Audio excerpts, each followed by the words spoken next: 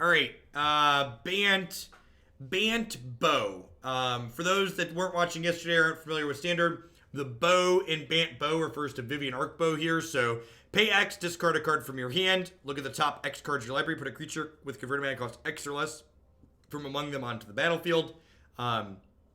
This card is good against counter spells.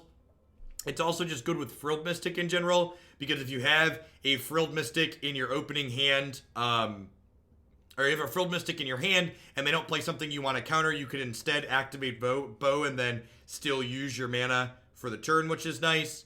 Bow is really sweet because this is a card that's flood insurance. So like as you draw your, your 7th, 8th, 9th land as you head into the late game, this is a card that can convert those cards into potentially creatures, which is valuable. So it turns a resource that's otherwise no longer useful into a potentially useful resource. Let's go ahead and dive into some matches. We played both this deck and the Bant deck that top aided the last SCG Open yesterday, and they both felt fairly reasonable. I'm excited to get some more reps in with this today, see if I can form a better opinion about which of the two I really prefer. Remember when Isochron Scepter was a sweet modern card? Gosh, it's been a long time.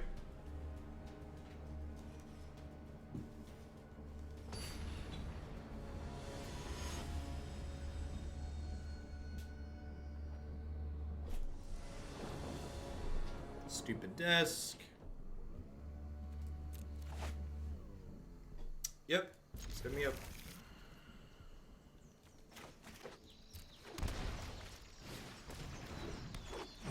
Yeah, Saheeli seems like a really natural inclusion in there. Red Finale seems okay. Alright, excited to see how this matchup plays. Feel like this one is potentially hard for us. So, this is a small thing, but I'm gonna shock on turn 2 here, even though I have the Hinterland Harbor, because the reason why is that I would prefer it's not super obvious that I'm gonna be holding Frilled Mystic up here. So I'm gonna play this and just pass the turn. Because if I shock to hold up Frilled Mystic, it kind of becomes painfully obvious what I'm doing.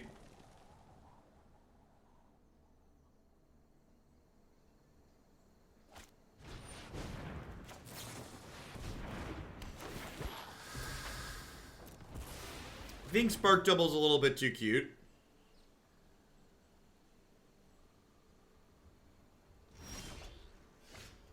Ooh, that's a really good one.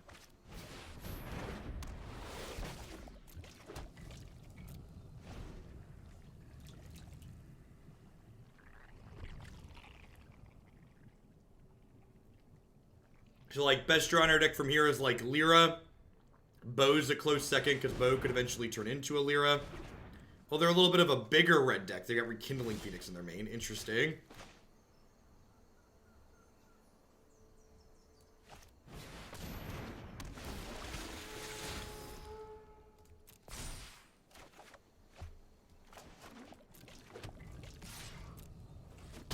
Hey, Cabal Patriarch, thank you for the 6-month resub. I appreciate that. Welcome back. If opponent misses their 4th land drop here again, this game's probably over.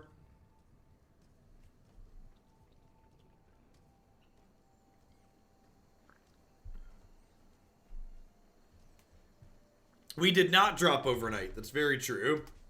In fact, I think I tweeted a picture I was in 30, so technically we went down one spot, I guess.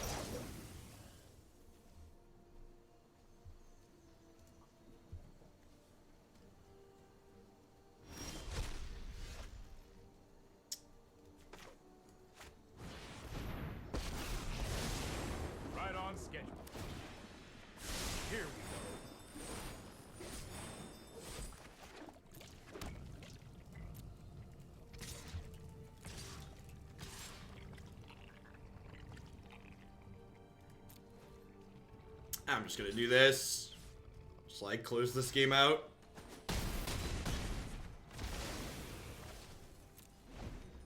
You know, I don't really care about mini Tef.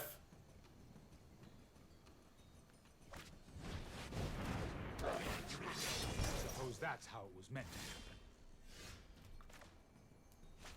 Oh, this card is so good. They maybe had a chance before. They definitely don't now.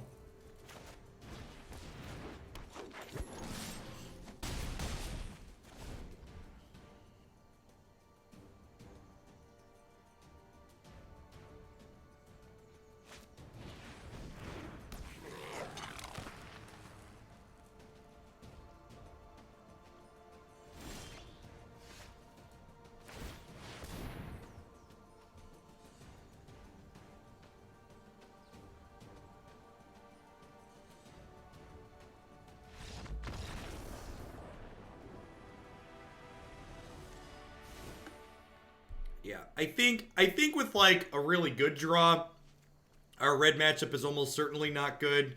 But I feel like if they stumble even a little, we're gonna be more than fine a lot of the time. It's probably a matchup where I want to trim at least an Arkbow. Maybe Teferi stays in. He's an okay amount of little bit of tempo. I don't know. This spell mix seems fine. Blink Wolf Dead. Yeah, Teferi. Teferi returns Wolf Dead to your hand. We died to Tron twice. Went 3 and 2. Beat 3 non-Tron decks. Died to Tron twice. Welcome to Modern. Enjoy your stay.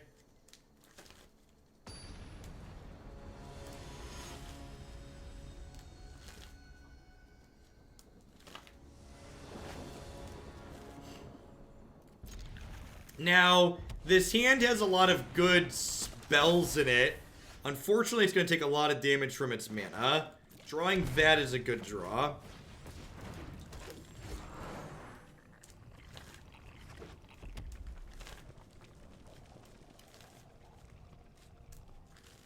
So I assume Llanowar Elves is going to eat a fat one here. Whoa! Baby Searing Blaze. What? Yikes.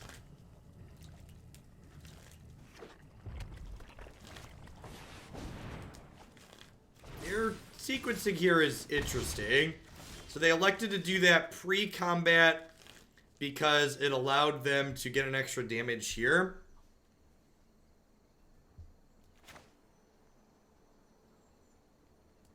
I'm gonna do this. I think I'm just gonna Jadelight this turn.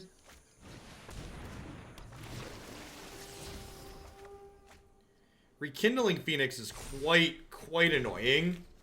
I guess I have Lyra to potentially stonewall it. I'm gonna trade here if they offer.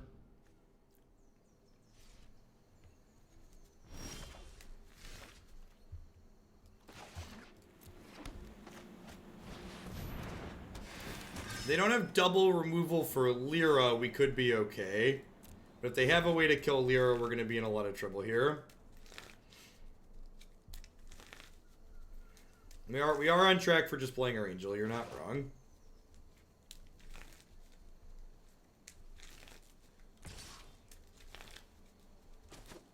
That's true. Depending on what they play here, we could just play Tolsimir. Alright, well they have cards in exile to kill my Lyra, so we're gonna go ahead and wait on that. Hey, congrats, Yeti.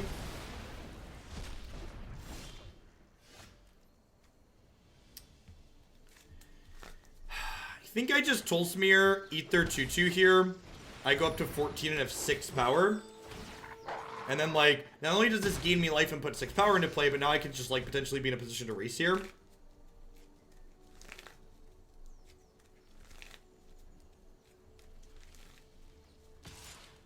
Wonder if Rekindling Phoenix in their main deck is potentially a reason for me to have wanted to board in Subtle Wreckage. So we did see that game 1. Like, this, like, isn't a surprise.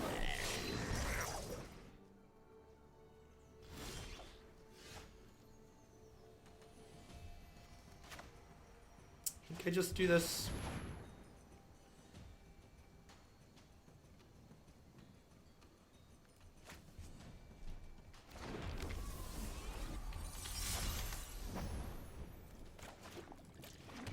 And then, like, next turn I can bow and activate it for 5, which potentially, so, like, if they kill Lyra here, I could potentially bow for 5 next turn and still be in it. We're really hoping they don't have Collision Colossus here. That would be the one that would be really bad for me. We want them, if they kill Lyra, to have to spend 2 cards to do it. So, like, Chain Whirler, Lava Coil, or Collision Colossus are the 2 things I'm hoping to avoid. That plus Lava Coil is also good.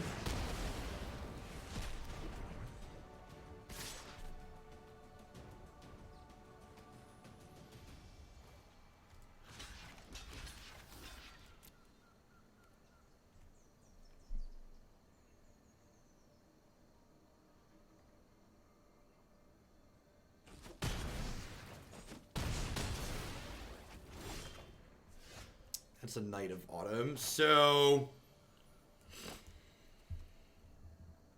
I have to decide what so Knight just straight up buys me a turn, right? Knight just straight up buys me a turn. So I think I just do that.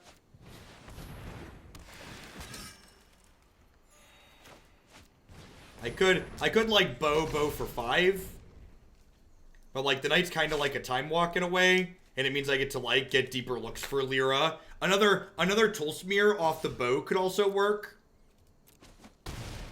because it'll fight this, and then I can untap and Baffling End the token.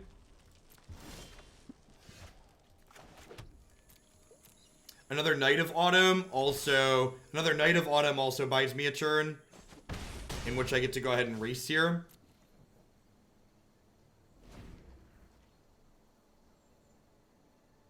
It might be right to do this during their upkeep.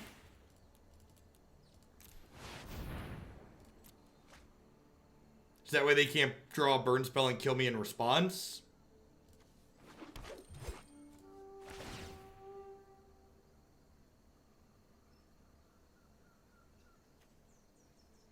So if they have a 3 damage spell here, they actually could kill this in response, and then I don't gain life.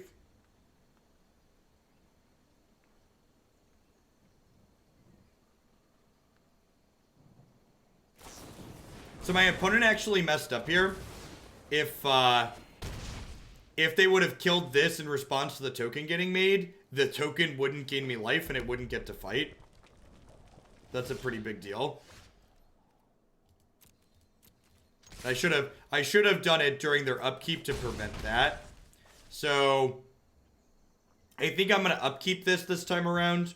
And I think I'm supposed to bin the Frilled Mystic and hold the Baffling End. Because if I find my third Tolsimir, I want to be able to exile the egg.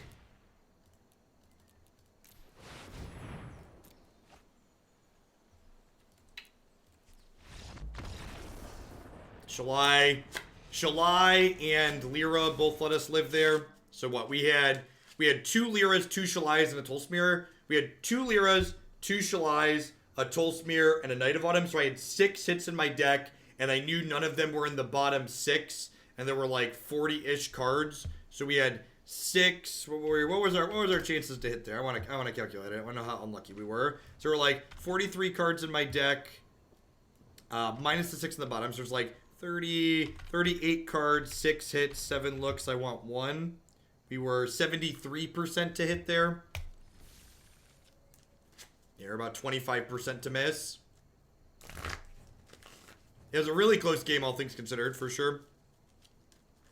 And I made a small mistake by not doing it during their upkeep, but then they punted back by not striking the Tolsimir in response, so.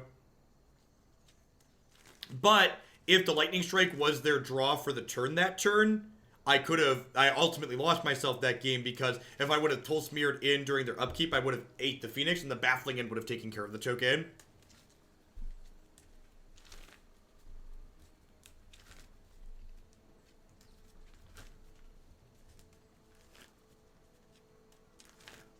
Which deck got us to the top of Mythic? We played this deck, the Bant deck for the top 8 of the Open, and then Blue, Black, and Esper Super Friends yesterday were the decks we did the most climbing with. So good variety of things, really.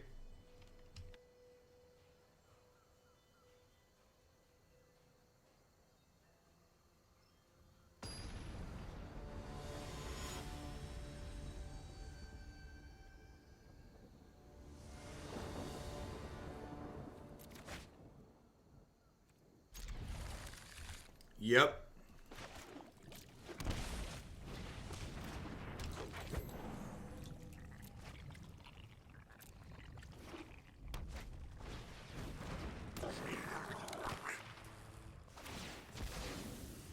Poppy needs some white lands, chap. Ad'll also do pig. This 3-4-5 is probably our best possible curve here, so if we can hit the lands to do it.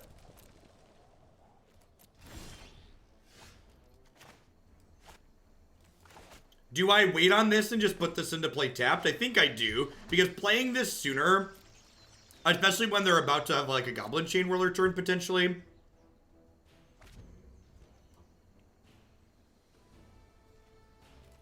Oh, they're missing a land. Yeah, sweet. Here's a question. I think I actually do this, and I try to Lyra before I Shalai, because that way neither die to Lava Coil.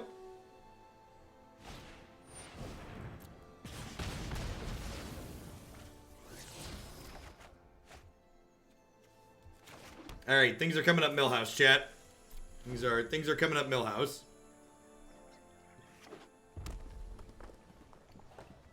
Any changes to this deck from yesterday? This is the card for card the list I published in the video at the end.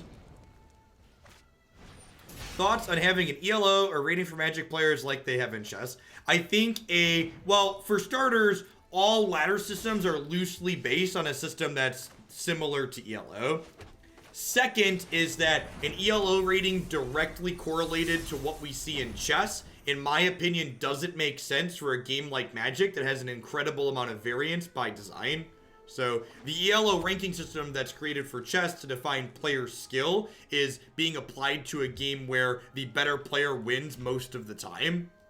And in Magic, that's just not true. It's not how Magic works.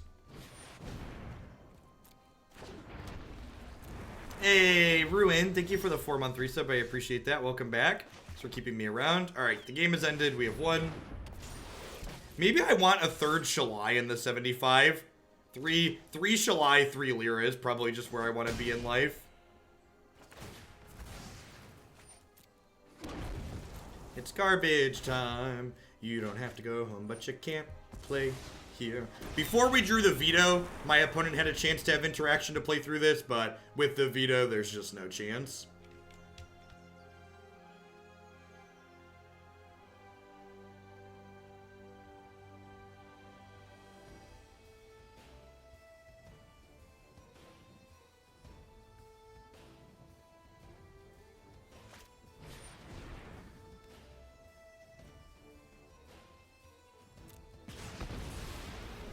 Narsets for Reclamation and Esper. I think I just let that happen.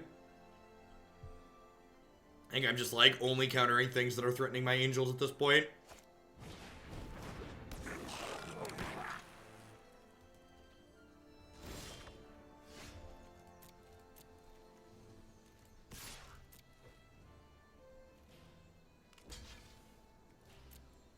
Just gonna keep gaining 5 every turn.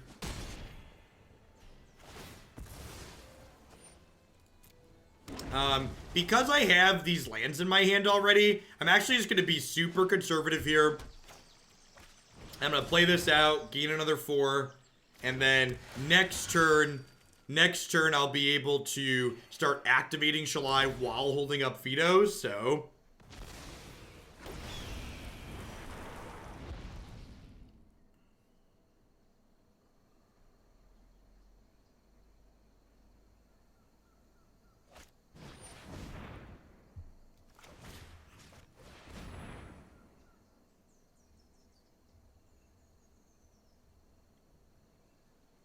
Now, if they have another lava coil here, they might be able to get it.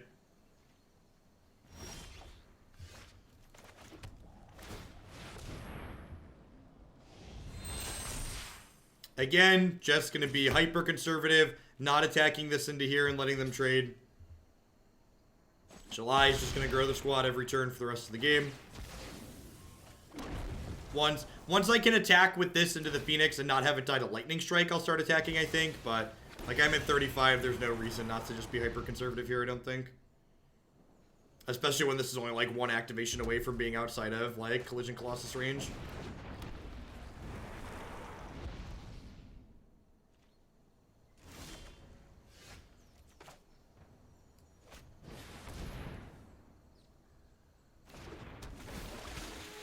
Yeah, I ended up cutting Oketra because it was awkward with, Alright, I'm gonna keep that there as a backup. It was awkward with Bow. It just felt worse than, like, my Angels and stuff like that. So, I'm gaining 7+ life per turn. I'm making my board bigger every turn. I have a backup Shalai should they find an answer to the one that I have in play.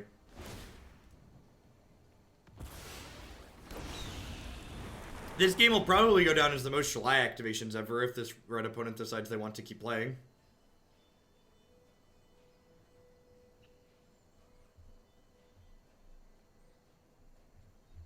Is this Bant flash? I don't know. It depends on what you consider a flash deck. We played a deck with 3 mana Vivien yesterday, but the bow provides similar gameplay patterns.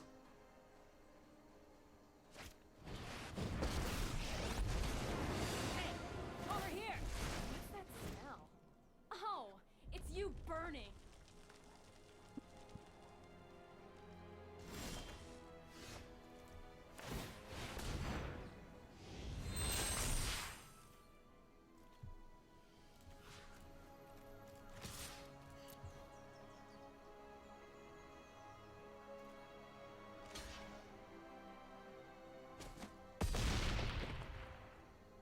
So, next turn, I'm going to attack with everything, I think. I just don't want them to be able to double block to kill the Shalai, and I don't want them to be able to single block to trade with either of these.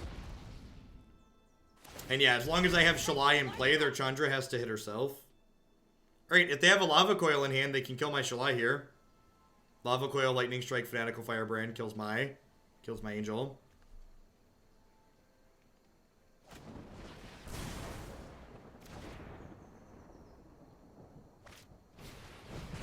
Alright. You got me.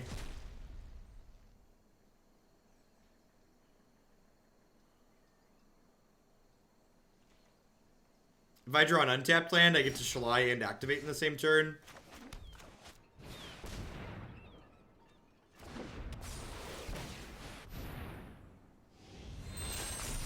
This is why we kept the backup Shalai earlier.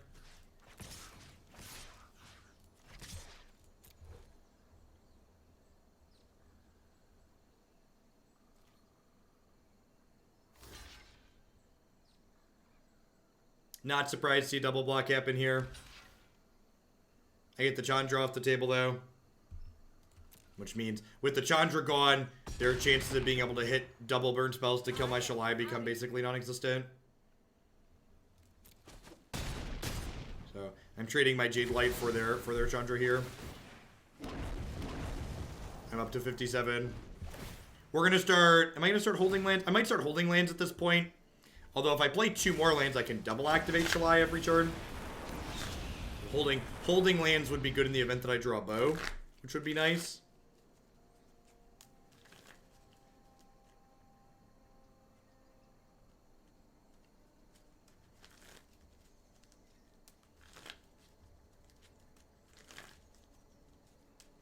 Getting Shalai past 8 means it becomes pretty improbable that they kill it. If they attack here, I'm not blocking.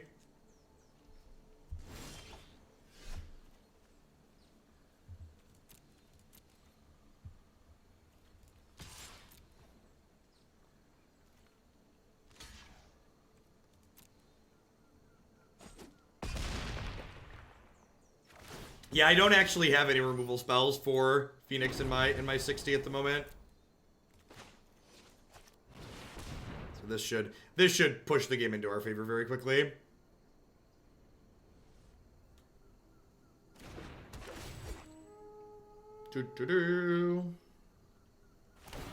It's garbage time. You don't have to go home, but you can't play here. Look at that. Look at that. Good clean living right there.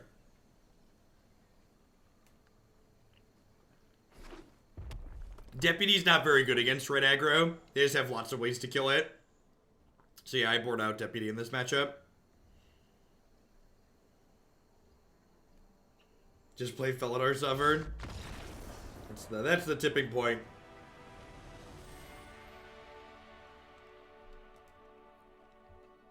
HS Answer, thanks for the 6-month resub. I appreciate that. Welcome back. I'm gonna run to the restroom before we really get going here. Thanks for hanging out. When I get back, we're gonna play a bunch more of this.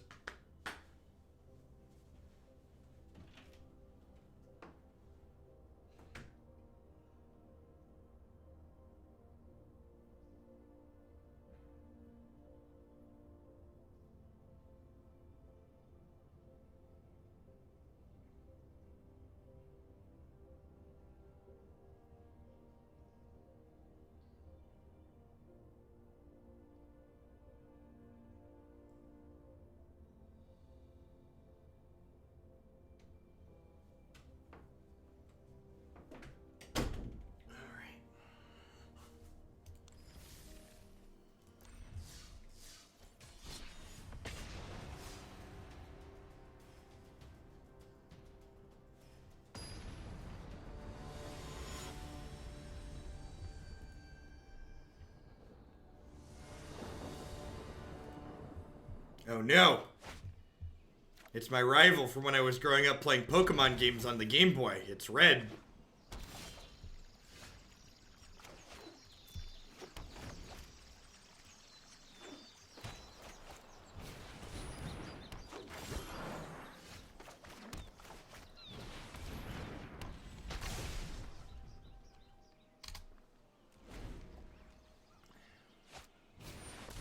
That's rude. I liked my bow.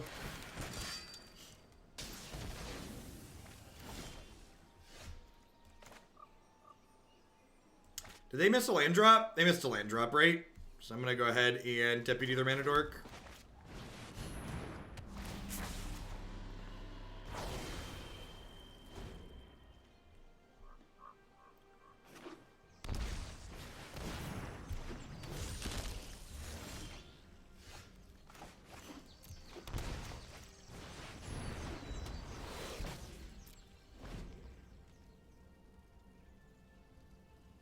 I mean, if they can't kill this, I get to go Dork Dork and then start hammering her activation.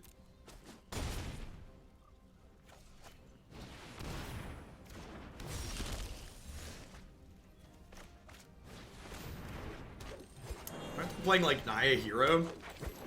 Not blocking, might as well attack. I'm gonna go 6 this turn. We're open the draw at this point. Lyra's our best draw.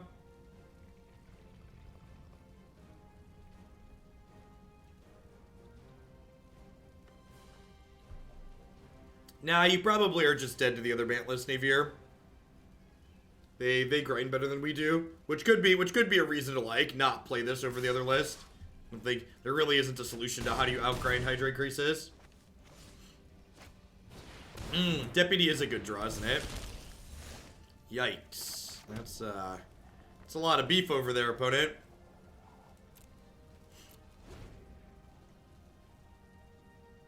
There could definitely be a Collision Colossus in our future, you're not wrong. But not beating that card, so also not playing around it.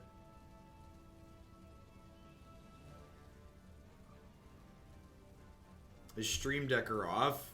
You mean Deckmaster? Nope, claims to be working.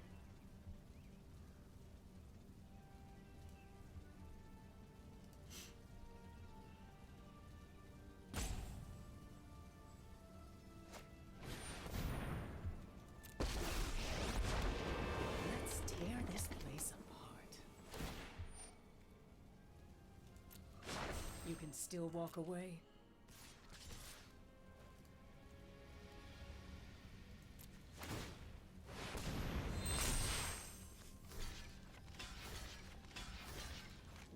I think I just want to do this.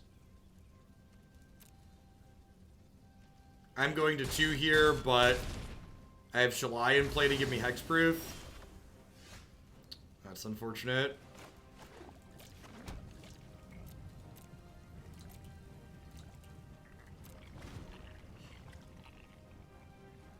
So, dead to a Doomblade. Really hoping to draw a spell at some point here. Tolsimir would be great.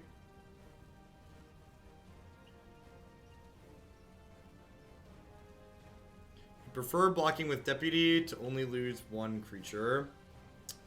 Nah, I don't really want to give them Incubation Druid back, Tom. Giving them Incubation Druid back increases the probability they can kill my Shalai, which I think is less than ideal. All things begin and end in nature.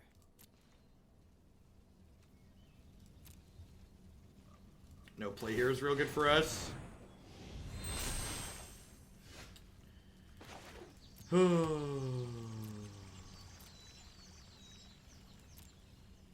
I'm actually just gonna hit this now, because if I hit this now, it means they can't. And like it puts down the bluff of Frilled Mystic, but hitting this now means that Collision Colossus doesn't kill it next turn. Although we're dead to Collision Colossus anyway, so maybe that doesn't matter. There's 25 lands in this deck. That's lethal, right? Them at 2.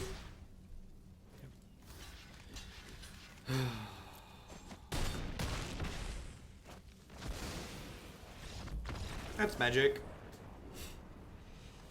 It's just how the game goes sometimes. Would like an extra Lyra. I'd like my time wipes. I feel that Knight of Autumn. Probably don't want Dovin's Veto.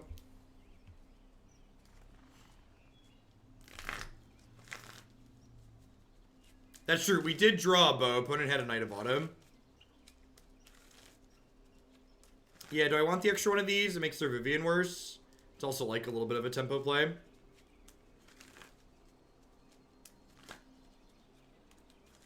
This card's probably less good against an aggressive deck. I'm gonna trim Jadelight. Seems fine.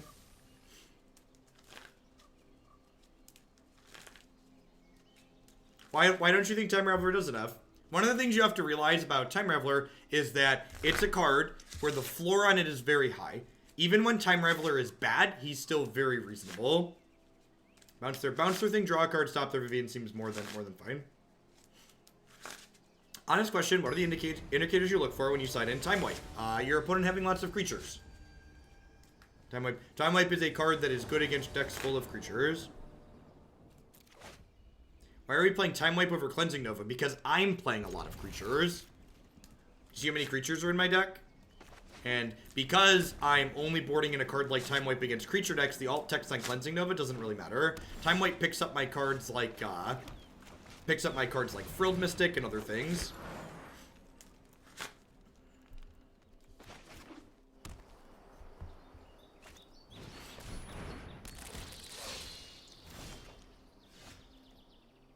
Well, compared to Settle Wreckage. Well, I'm not boarding in Settle Wreckage in this matchup because my opponent's playing Growl Spellbreaker. So boarding in the card that Growl Spellbreaker was designed to stop seems loose.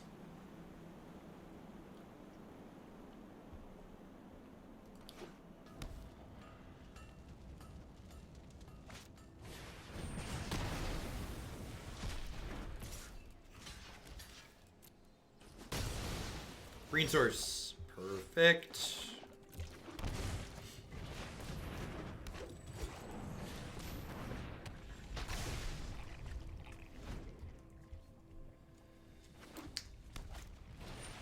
Well, I mean, the important thing you have to remember, Leafbird, is that you choose when you cast your spells. So, like, if it's not currently an opportune moment to cast your Time Wipe, don't cast it. And because Time Wipe returns one of your creatures to your hand, there's going to be a lot of moments where it is plenty opportune to cast Time Wipe. I've lost so much all That's no unfortunate. I've seen worse. Rise of Thought Erasure decks. Well, you can't really play around Thought Erasure decks. I'm known for my All you can really do is like put more threat density in your deck, so that way the top of your deck is a little bit better. Bouncing Knight of Autumn feels bad when I have this other Arkbow sitting in my hand, but Back. Just I need to take their Vivien off the table.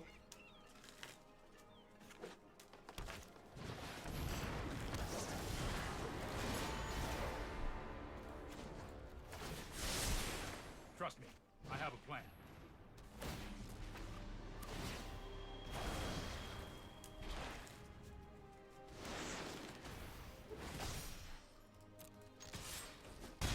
I'm gonna hold on to this until I play this other one out.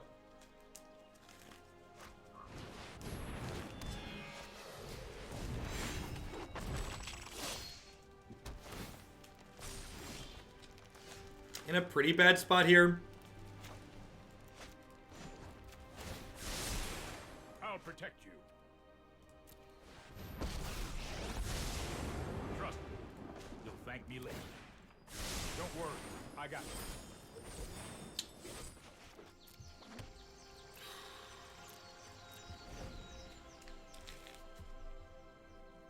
Fact that they have this Knight of Autumn they keep holding on to means they just like can't get this Arkbow back down. Why not bounce Deputy and replay rather than bounce Trulia? Yeah, that's probably better. Cause I didn't think about it, Burgle.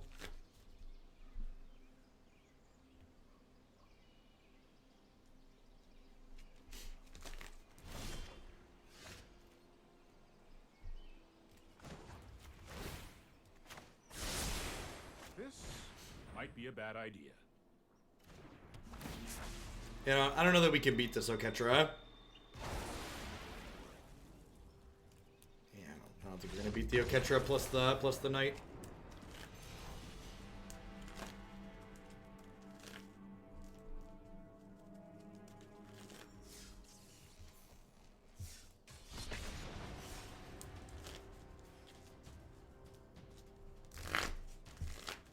Not having good ways to play through Oketra, not having good ways to play through Hydra Increases. This is probably a worse build of than the Bant deck that top 8 of the Open.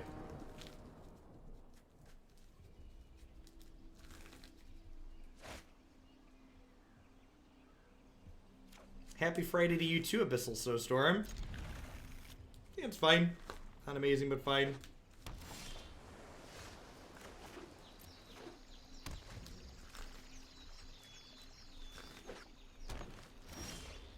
Reclamation, eh? SCG Opens are the larger events of the two.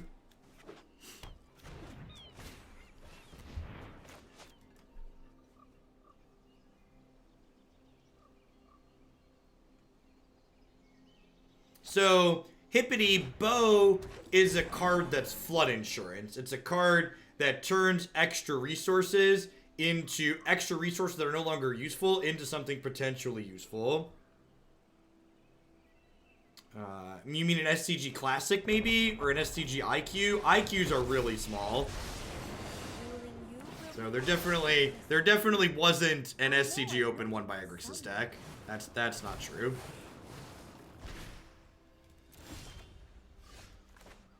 Yeah, it's very similar to a Loot House, Hippity.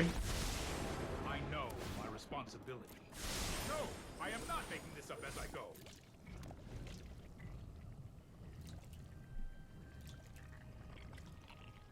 But it's much better than Desolate Lighthouse, Hippity. Like, this isn't just drawing and discarding a card. It's like taking a land and turning it directly into a creature in play. It's also good against counter spells. Yeah, that's not an Open, that's a Classic Sizzle. They're much smaller.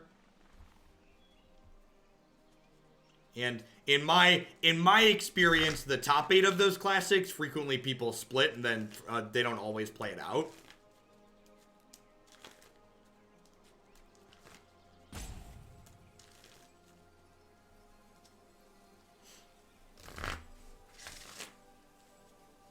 I don't know how I feel about the blue-black Kefnet deck.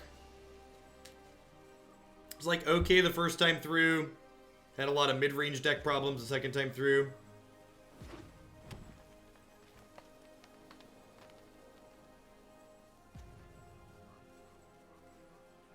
It's not really a weird inflection point, Zombie. Once you get 6 to 7 lands in play, you do in fact stop playing lands because you have Bow in your deck. That's not weird at all. That's how the games play out.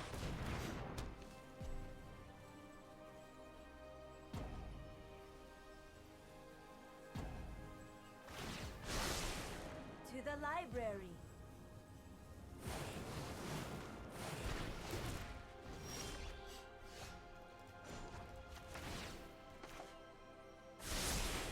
That's more like it. Yeah, 6 to 7 is kind of the sweet spot for Bow activations in my experience. This isn't a fight you can win. I've got it.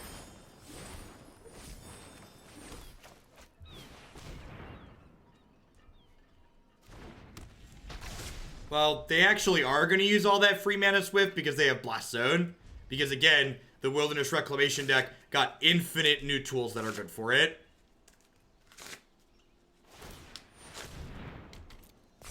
They actually are in fact going to use all of their free mana. One of the many reasons why the opponent's deck is very good.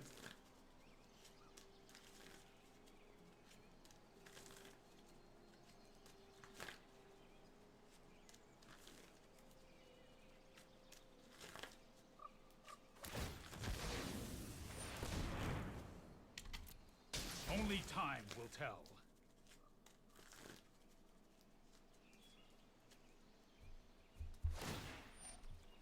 Hey, look.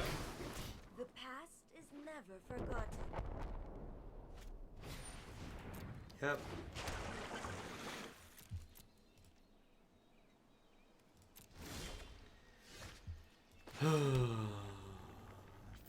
Feels hopeless, man.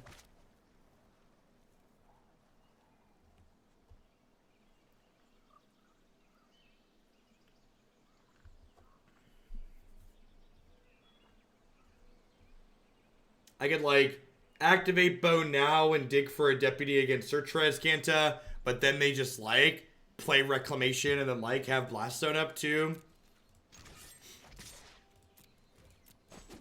So I think I just hold this up and hope for Frilled Mystic. Easily agitated.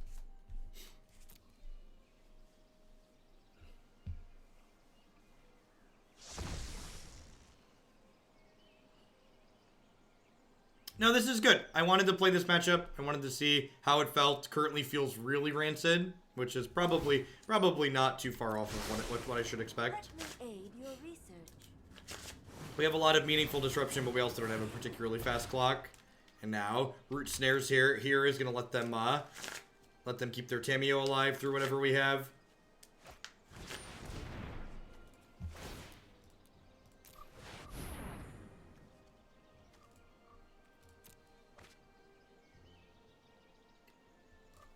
Alright, hit me, dealer. So it's good to hit there, but it does feel bad that we bottomed a Deputy and another Frilled Mystic. The art on Arkbow is fantastic. You're not wrong.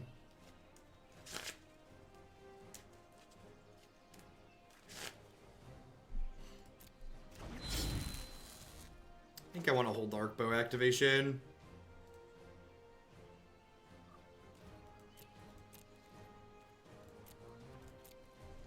Yeah, but like I said, it converts resources that are otherwise not useful into resources that are potentially useful. It is a card that can help solve the wrong half problem. So I assume this is digging for another root snare, so they can keep their Tamiyo alive.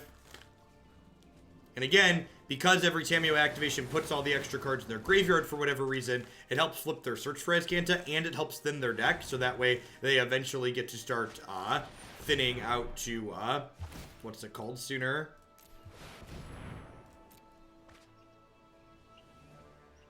That's awkward. And there's definitely a little bit of tension here where it's like, well, do we activate in response to hit Frilled Mystic? Do we activate after to try and hit Deputy of Detention?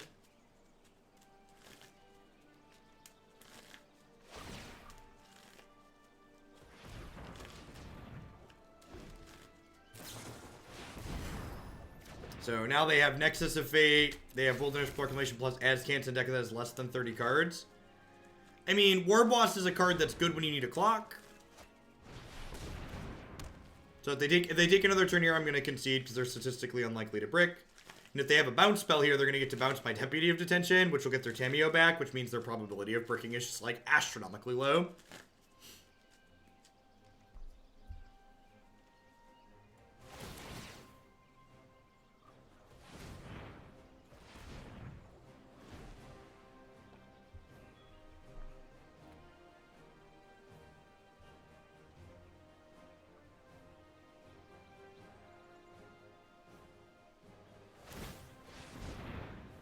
Yeah, they have 3 per turn, but they need to hit Nexus on this first one, otherwise they're not going to have enough mana to do it, right?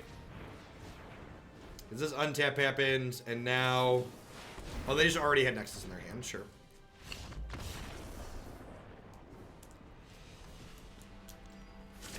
There's a higher chance for an actual brick to hit their PC than for them to brick from this spot. Concur. Concur.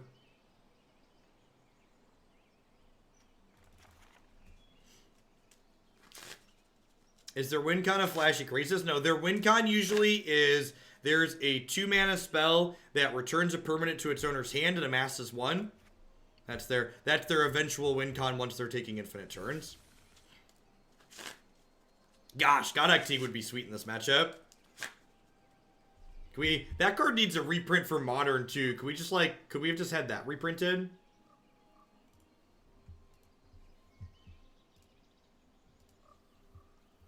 Yeah, Callous Dismissal, that's the one.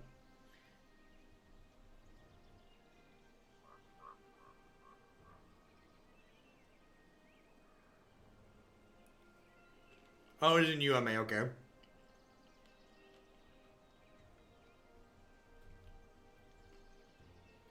Yeah, decks like Nexus and KCI are like unique even among combo decks in Magic. Just because of the long, tedious route they take to actually let you win the game.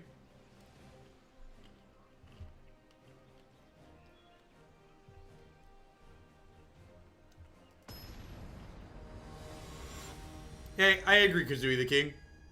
I think the combination of Tameo plus Blast Zone hopefully pushed it over the top, which means in 10 days from now they're going to get rid of it.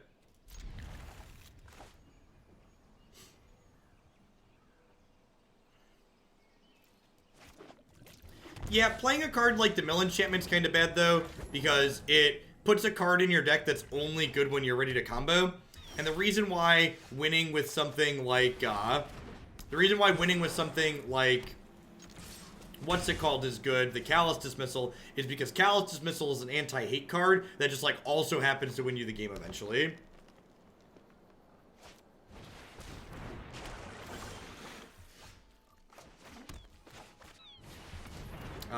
Whenever somebody tells you something is format breaking, you should ask them to show you the receipts. And then they won't because there isn't good data in Magic. The seasonal MPL matches were supposed to begin in March, which means based on Wizards of the Coast typical organization methodology, means they're starting later this month.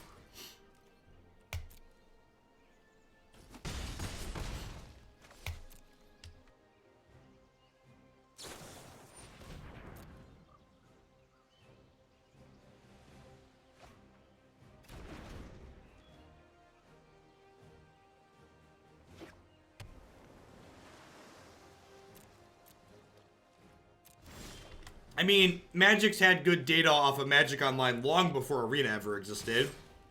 It's never been an issue of does the data exist, it's just that it doesn't exist outside of Wizards of the Coast.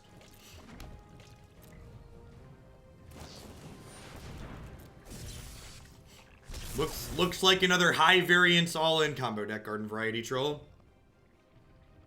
Looks like another modern deck that's trying to run people down before they have a chance to actually play the game. Looks like a deck that ticks all of the boxes you want to tick by playing Modern, by being linear and not interactive.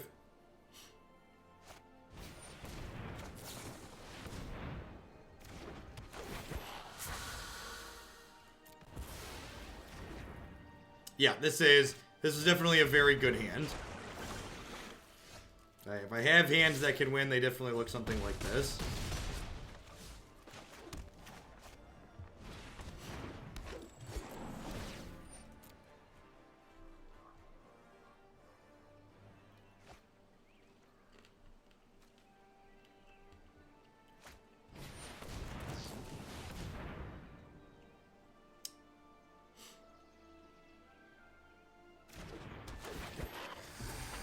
So we're in a good spot until they have Root Snare.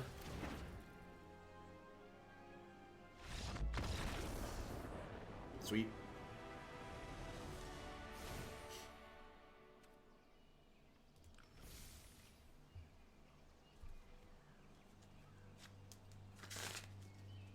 Because the Wilderness Reclamation gives them enough mana burgle that they can cast Root Snare and Nexus of Fate.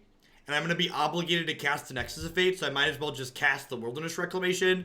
So that way, if they do have the Root Snare, they don't have a Reclamation in play after they fog my attack the following turn.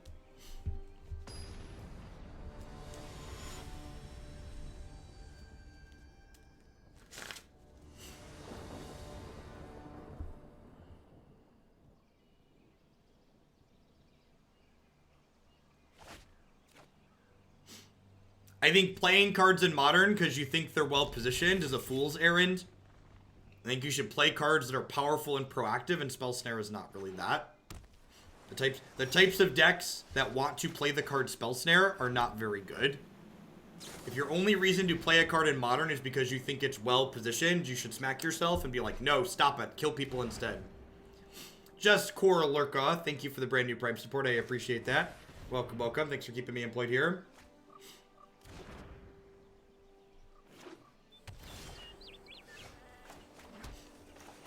One turn late there, little elf.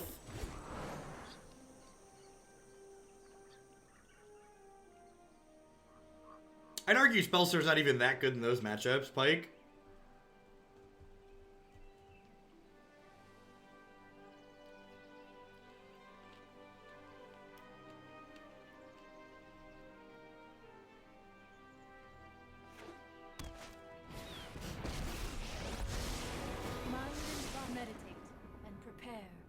Meditate and prepare.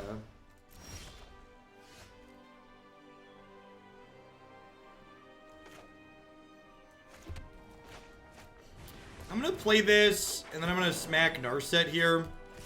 I could play Teferi out, but I think I want to get my elf down to get my mana developed fully here, and I don't want to give them another impulse off this Narset, ideally.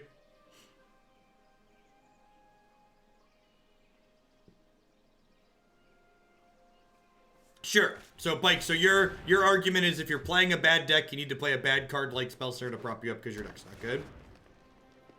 How long would it take you to make a sideboard guide for a blue-black Kefnet? Usually I try to get sideboard guides written within a week.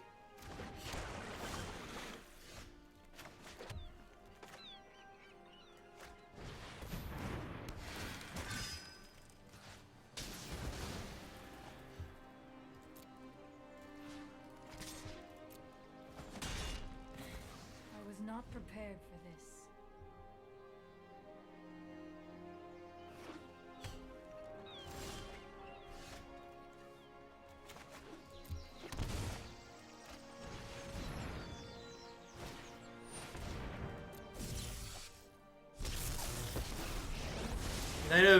Knight of Autumn is definitely well positioned in a format where enchantments are things you need to be able to kill. Thunk, thunk, thunk.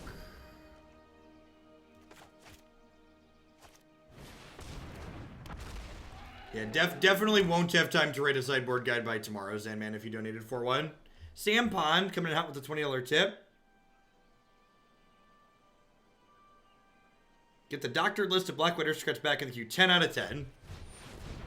Most definitely. A 3-4 here is like really annoying. Can't attack through it. JK, LOL.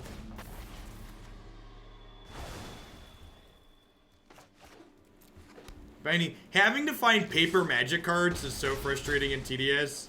I've been like running really hot the last few times I played. I just like had a sub send me like 98% of a deck, and it's just like, God bless you.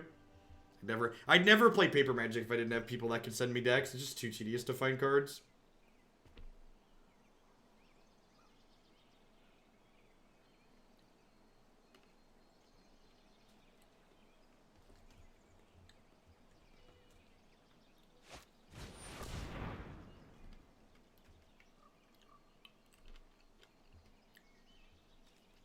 I just don't even care about that, right? I'm going to destroy it with this, and this makes it bad anyways. Yeah, I am playing in Cedar Rapids next week. Johnny Boy sent me, I'm going to veto that one. Johnny Boy sent me a copy of Green Black Elves to play.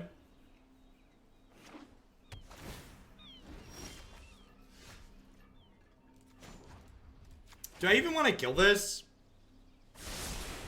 I guess they're like dead next turn, right? So I should probably kill it. Like, they can't fog me as long as this is out. Yeah, I'm gonna go ahead and kill it.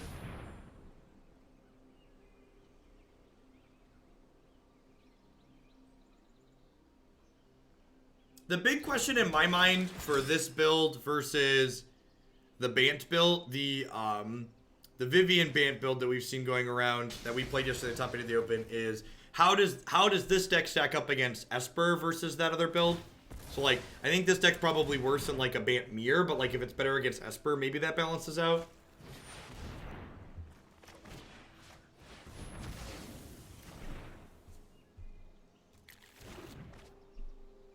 If they don't have something to generate multiple cards a turn, usually you don't care about Nexus. Unless you have them dead on board like this. So, because I have them dead on board, obviously we're going to counter Nexus because they lose the game.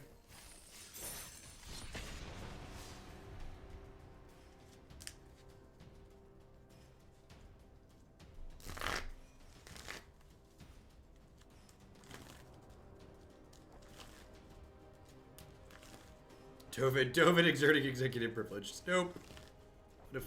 What if we didn't?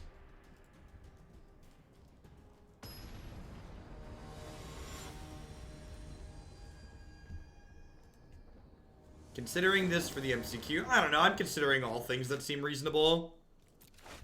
I take my life one tournament at a time. So, like, next weekend I'm playing Modern. Just gonna like just keep playing decks that I think are good. We'll see where we end up at. Teferi does stop fog. He's very good. Very, very good. Scale of 1 to dead. Where's this elf at? Ooh, he's alive. That's exciting. Turn 3 friend to wolves would be lit, fam. Turn 3 friend to wolves. I ideally would like to find a Frilled Mystic deck that I want to play at the MCQ, I think. So like these Bant decks or like Sultai Flash are like ones that are on my radar. Turn 3. This does kind of look like Tolarian, doesn't it? If Tolarian had like long hair.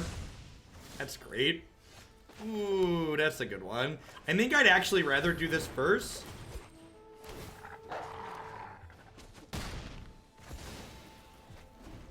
They get Chain Whirler and I'm like a little bit sad, but if they Chain Whirler me, they're not playing these, which is great. So like they have to decide to like lose up their light up the stage cards here. Alright, so this game's like probably over, right? Yeah, let me tell you, winning die rolls against red is great. Winning die rolls against the red deck is busted. 5 is kind of the sweet spot for activating bow. It really does, Demir.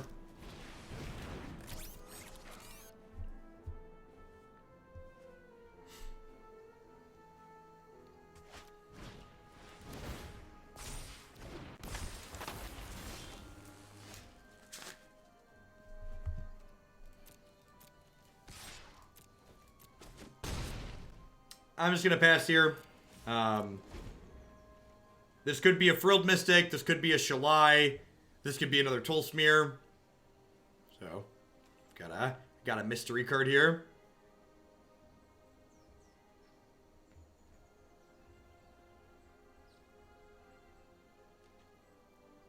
I don't think that deck's very good, Funk Wanderer.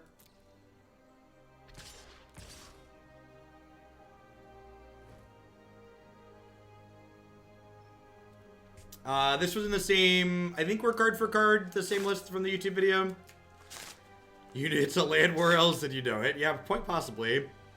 I could activate this bow before blocks here, but I don't think I want to. I think this bow is just like on protect Lyra duty. So like, if they go to kill my Lyra, I can find a Shalai or a Frilled Mystic, or I can just find a second Lyra. So I basically just want to do everything in my power to untap with this card.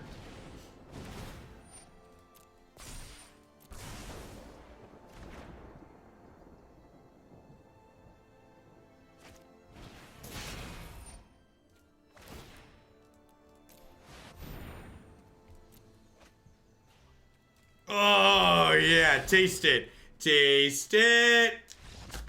Gobble, gobble. That was one of the many live hits we had there. One of the many live hits we had there.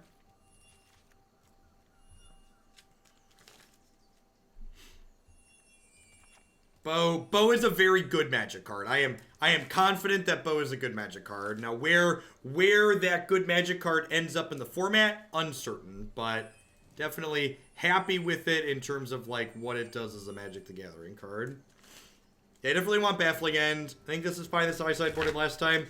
I feel like I might want a third Shalai in my 75. Like maybe I cut the 4th Jadelight Ranger for a third Shalai. This card's like good with Lyra and it's good with Tolsimir.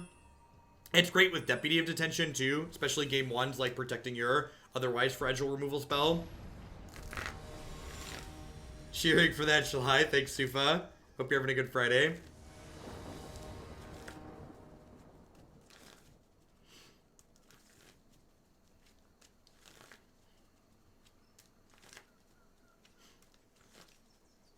Oh, gosh.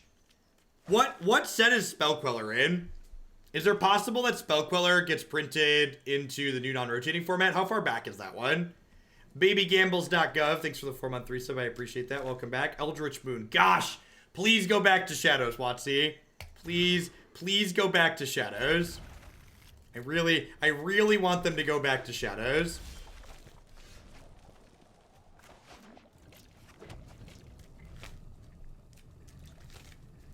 If they that would be my peak request. Like that's what I want. Have the new set started Shadows. This deck has so many foils in it too. This is another reason to play it. Obviously. That's incredibly rude. That is incredibly rude.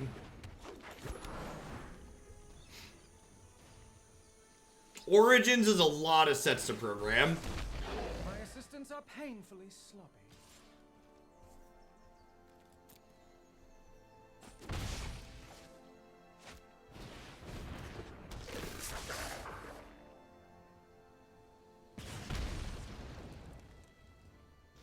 Four mana Chad is an incredibly rude card.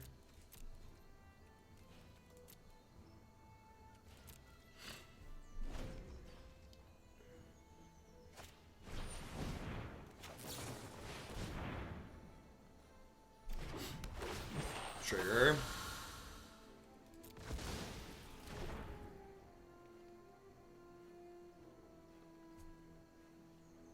Shadows over Innistrad would be 2 additional sets. Origins would be an additional 3, which seems unlikely.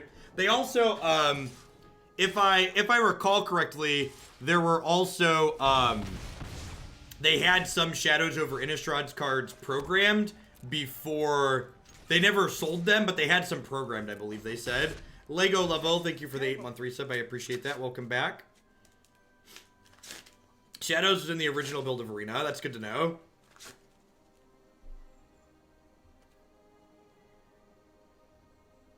Was the pre-alpha. Okay.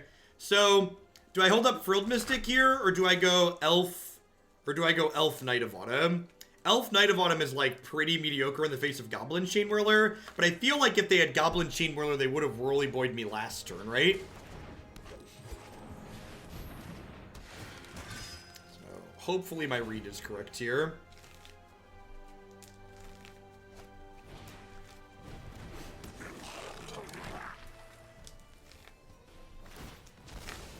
Sure.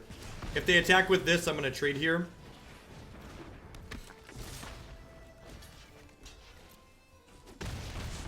We're just discussing possibilities.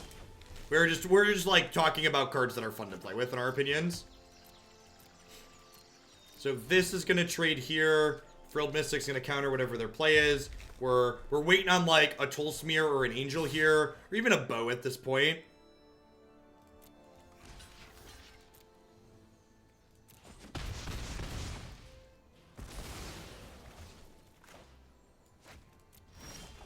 Wow, they just have Stone Cold nothing, huh? This is 10 out of 10 trading with a little double here.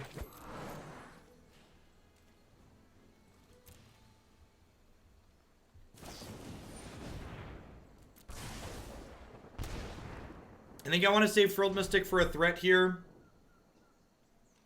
I'm going to 8 on this attack. There's also merit to just getting Frilled Mystic into play ASAP. Civil Penguin, thanks for the Prime support. There's a lot of great people making a lot of great stuff on Twitch right now. Thanks for supporting mine this month with that. All right.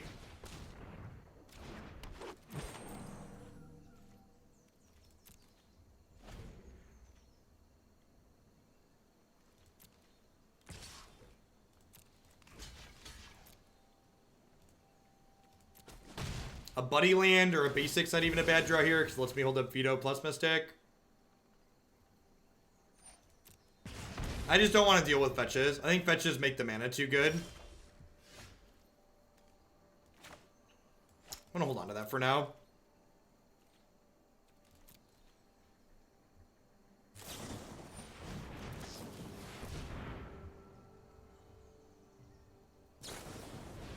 Sure. Yeah, I agree. I think just like Modern, you're gonna see an initial ban list to start with the new format. Alright, punished for my choices. Alright. Lucky, lucky.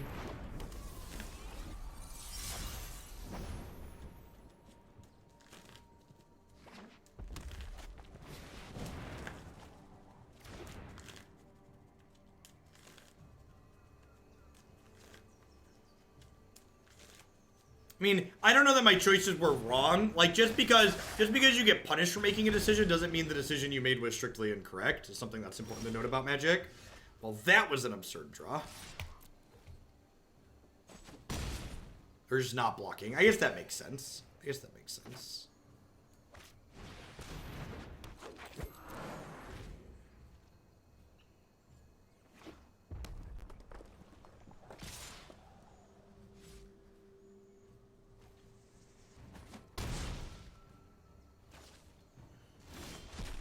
Well, they forgot their shock was going away. Deal. Pivot. So I should be 2 lower, but even being 2 lower, I think I'm favored in this position because of this veto.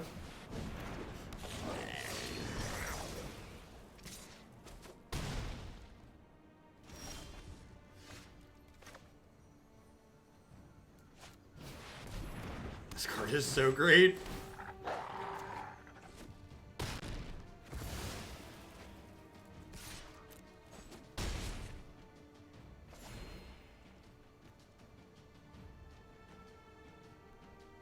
Man, I'm gonna be like, as full spoilers come out for the remainder of, as full spoilers come out for like the next couple of sets, I'm definitely gonna be like control effing for like wolf creatures.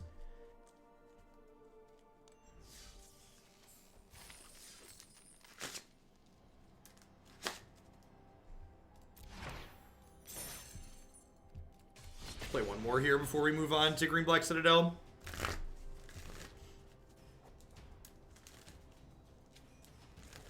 I think we have a lot of better answers for it now, Deep Prince.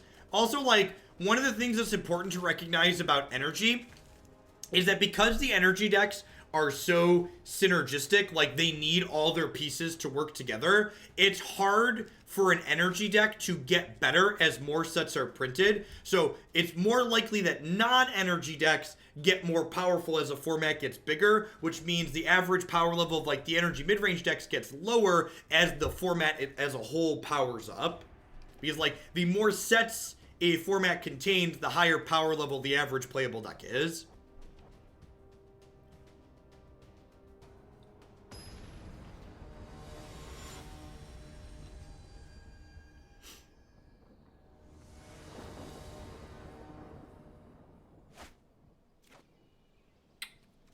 This is potentially a little bit slow.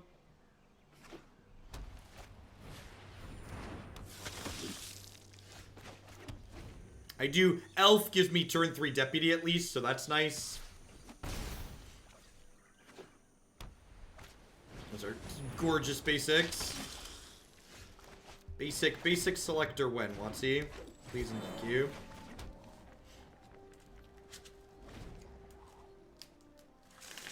Yeah, the feather deck in the queue is different from the last one we played. Do I just trade with their Sky Marcher? I think I just trade with their Sky Marcher here. I want to just keep the board clean. There is a roundabout way to select basics, I'm aware.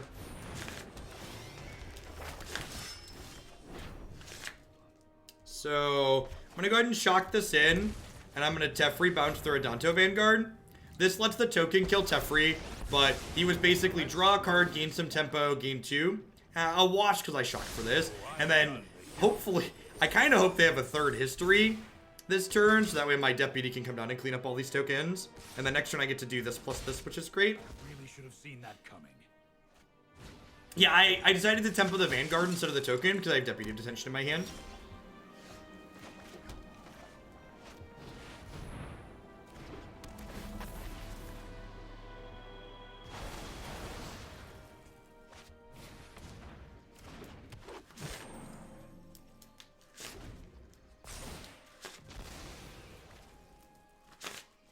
If I draw a land next turn, I potentially have like Paradise Druid plus Shalai, which would be very reasonable. Shalai notably blocks their 3/1 nicely. Perfect. I have to take a little bit of damage here, but I definitely think it's worth it to get my spells into play. These white aggro decks with Reflector Mage might be absurd. Before MTGA, did you play Standard, MTGO, or just Modern Legacy Vintage? I played a little bit of Standard a long time ago on MTGO, but for the most part, we just played non-rotating formats. And now I just get to sit here and start activating Shalai, right? Which means they're probably, like, up a creek without a paddle. And, like, this Veto is not super useful at the moment, but it's going to get to start, it's going to get to turn into a creature with this Arkbow, hopefully.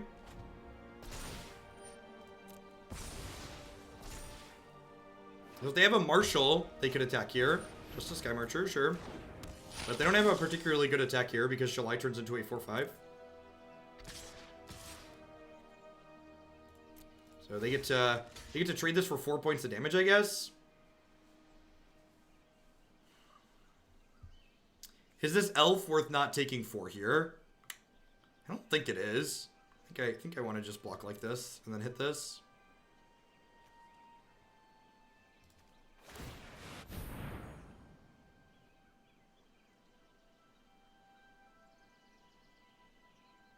The Druid would trade, that's true.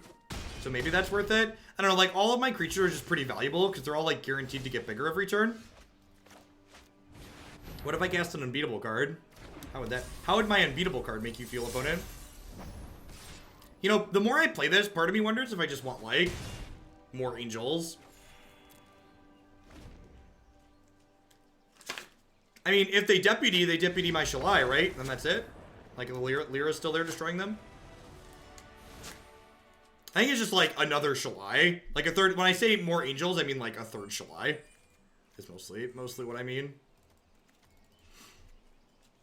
I think this is a Frilled Mystic out matchup. This is probably a matchup where I trim at least a bow. Time Raveler probably goes. No, I don't know that I really want Resplendent Angel. I don't know that I want Angel of Grace either. Like, this is a lot of 5s at the top end. So, like, I don't know that I want even more 5s, if that makes sense. How do you feel about Jadelight versus Time Raveler? I feel like I could go either way on that.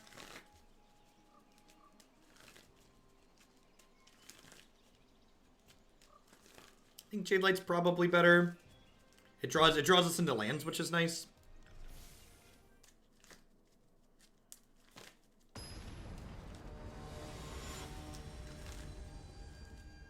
Sorry, again, just to clarify, if when I say I mean more angels, I just mean like 3 Shalais in the main deck.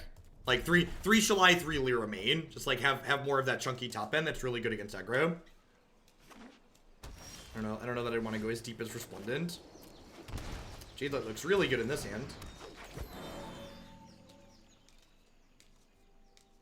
It's too late, we're hyped for Resplendent Angels. Yeah, I don't think we have room to fit in all that in a box of chocolates.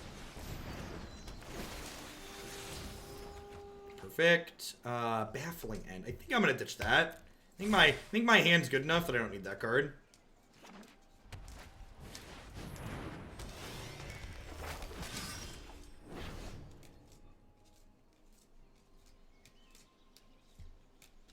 I just go like Paradise Druid Arkbow here. I think so.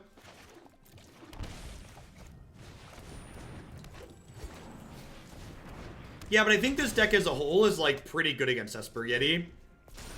So, like, I'm thinking about, like, again, talking about, like, identifying potential problems, then working to solve them by making changes. I feel like between the bows and, like, the Frilled Mystics we, like, have, and the Teferis, we have, like, good game against Esper. So, like, my mind is, like, focusing on things that, like, can improve these matchups that likely are a bunch of our cards we have in our main deck aren't already good against.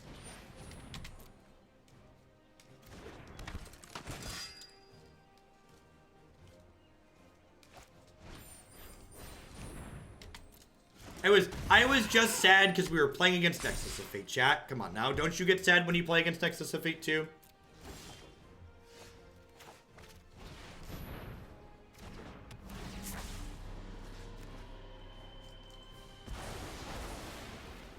I think Spark Double's kind of narrow.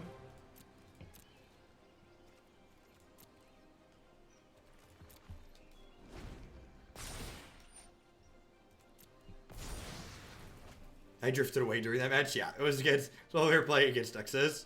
Like I said, the big question in my mind is I think I would need to, and like, and these are theory crafting things, and there isn't a replacement for experience, so these might not pan out. But like, looking at the decks on paper, I would expect the deck that I'm playing to have a poor to have a poor matchup against the other Bant decks with Hydrate Graces. So the question in my mind is, if this deck is worse against the Bant version with Hydrate Graces, can it make up for that fact by being better against something, say, like, something else? By being better against, like, Esper, for instance. Is the trade-off worthwhile?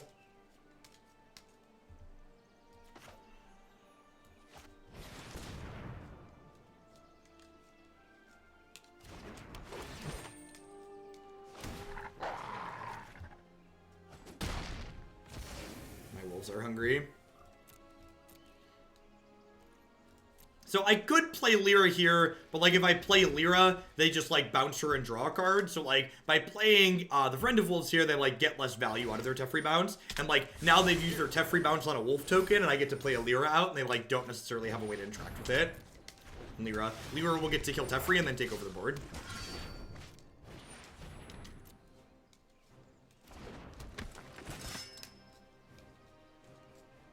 That's true. Spark Double is very good with Tolsimir. Your wolf coming into play would gain you 6. But again, like, the problem is that one of the things you want to think about, like, is are specific cards what I would refer to as a win more strategy. This attack seems pretty... Oh, I guess they just Dauntless Bodyguarded, right? So they're trading a Dauntless Bodyguard for, like, my 3-2 or my 1-3, which doesn't seem great here. But I'm definitely okay with it. I guess this is an upgrade for this, right? Like, this is trading up. Anywho... you want to think about cards as, like, win more cards. So, like, the question you want to ask yourself is, how often when I play Tolsimir am I not winning the game? I think that you'll find the answer to that question is frequently Tolsimir's winning the game on his own. Yeah, the Bant Graces decks also play Oketra. So if you look at the last Star City games open, you'll see the Bant deck that I'm talking about. I've got it.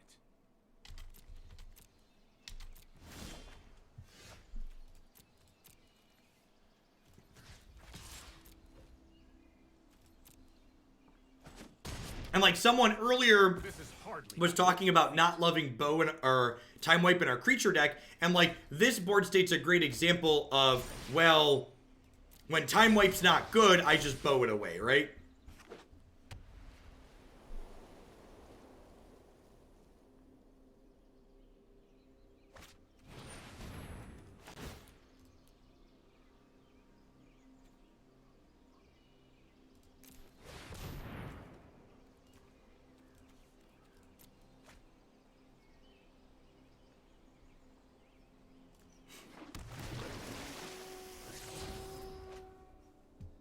I agree. Tolsimir has significantly overperformed in this deck. I started with 1 copy and I quickly moved up to 3 once I was playing with it.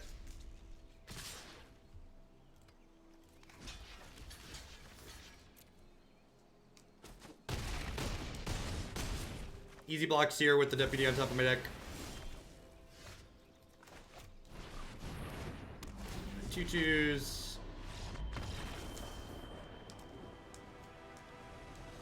We should wait till they select a target. No, I want to do it. Oh, you're right. I cut the Frilled Mystics. I was thinking there were Frilled Mystics in my deck. You're super right that I cut them. I should have waited till they selected the target. I agree with your assessment. Because I cut the Frilled Mystics. All right, thoughts on this. I like to respect aggro decks and hate losing to them makes me want a 3rd Shalai in the 75. Every time we stuff mono red in a box, it feels like we're incredibly dependent on this card coming up and being good. So I feel like, I don't know if I want to go as far as to put it in the main deck, but honestly, I could even see it being good in the main deck, because like, Shalai is pretty reasonable against the other Bant decks in the format too, because they don't have a lot of quality removal, and because they don't have a lot of quality removal, Shalai making our deputies better is like also a thing that's like relevant. We're not playing the full Explore package in this deck, so I could see just like trimming a Jadelight Ranger to like make Shalai work. I don't hate that exchange. Like Jadelight's just like a decent creature that like draws us some lands a lot of the time. Another question is what do I think is more impactful on average in game 1s? Is Shalai more impactful or is Lyra more impactful? I think Shalai is probably more impactful in the game 1s. I think I've been pretty happy so far with the sideboard in this deck. Honestly, after playing against mono white there, part of me wonders if I need these copies of Settle the Wreckage. Like, that was the matchup that I had Settle in my sideboard for, and honestly, Deputy of Detention kind of felt like it was going to be more impactful than this card was, right? So, if those slots were mostly for the mono white matchup, I feel like just playing a 4th Deputy is probably better. And I'm like, what else do I predict my sideboard could be lacking against? Like, I'm already going up to 4 Time Ravelers. That puts me up to 4th Deputy. I'm going up to 4 Vetoes post-board. I'm going up to a 3rd Lyra.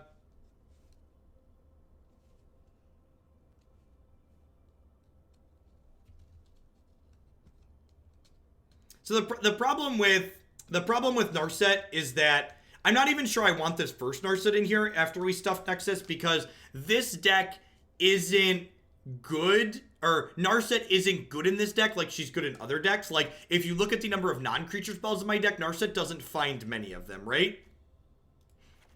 The last Knight of Autumn could be fine too. I do really enjoy having a lot of respect for the red decks in the format, and like, Knight of Autumn's a card that I'm happy to have against Wilderness Reclamation that's also very, very good against the red decks.